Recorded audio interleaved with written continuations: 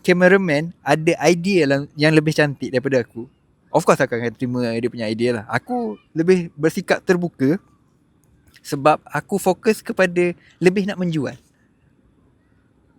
Sebab konsep aku ni orang cakap fikiran orang bodoh-bodoh lah kan.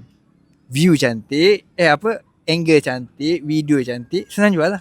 Memang. Melainkan aku berlakon kat cerita tu. So kau pegang sekejap kamera. Okay. Aku nak berlakon ni. Takkan aku berlakon aku nak ya. Tapi boleh juga sebenarnya. Aku tekan rekod macam ni lah. Tekan rekod aku pergi berlakon. Tapi macam lambat sikit lagi je. Faham. So apa next short film kau yang bakal kau buat? Ada banyak hal tu sebenarnya. Nak kita nak shoot kan. Kita nak shoot kat luar tempat, luar pada Selangor lah. Okay. Tapi sebab ada kematian, so kita cancel je. Projek tu cancel dulu. Oh, siapa yang meninggal? Siapa yang meninggal? Ada yang terlibat dalam pelakon tu lah. Okay, faham. Suhur dulu yang tu akan datang.